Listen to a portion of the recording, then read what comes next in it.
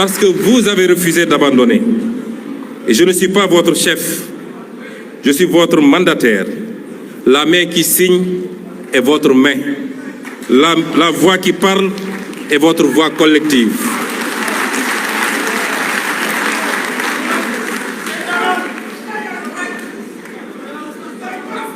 Honorer nos martyrs ne consiste pas seulement à pleurer ou à les célébrer une fois par an. Il consiste à bâtir. La vérité et la justice sans compromis. Élucider les événements, les responsabilités établies, la page de l'impunité tournée. Aucun nom ne soit oublié, aucun dossier ne soit enterré. La construction d'un État juste, réformer les institutions en profondeur pour qu'elles servent les citoyens, non des intérêts particuliers. Et l'économie de la dignité, mettre en œuvre le projet économique de PASTEF par la création d'emplois, l'industrialisation, la valorisation de nos ressources pour le peuple, nos richesses financent notre avenir, nos écoles, nos hôpitaux. La jeunesse héritière et cœur battant du pays. Investir massivement dans l'éducation, la formation et l'entrepreneuriat. Pour la mémoire des victimes et celle de tous les combattants contre l'oppression politique et les libertés. J'ai reçu d'ailleurs 2 propositions différentes venant d'un architecte et d'un homme de culture, tous 2 Sénégalais, l'une pour l'érection d'un mémorial des victimes, l'autre, plus large encore, pour l'édification d'un panthéon de la démocratie sénégalaise qui, plus qu'un simple hommage, serait un acte fondateur.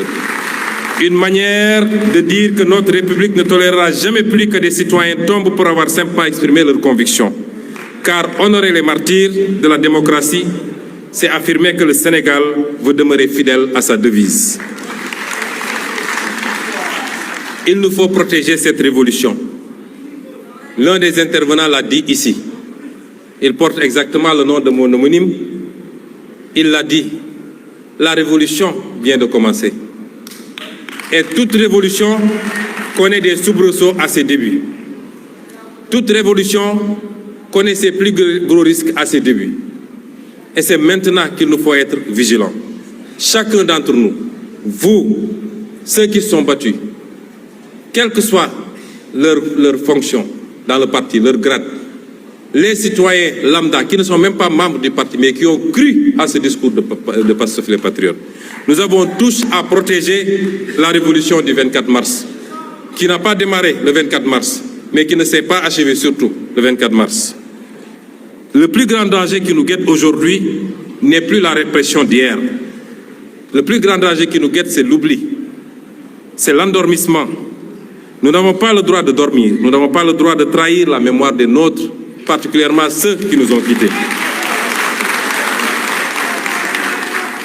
Je lance donc un ordre.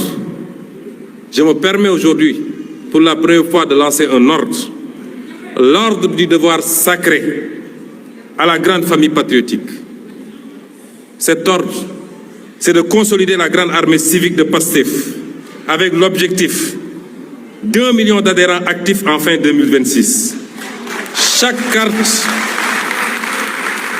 carte est un engagement pour la démocratie, pour la liberté et pour la réussite du projet. Cet ordre, c'est la vitalisation de 10 000 cellules de PASTEF et de vigilance citoyenne dans chaque quartier, chaque village. Soyez les sentinelles de l'éthique, de la bonne gouvernance et de la souveraineté.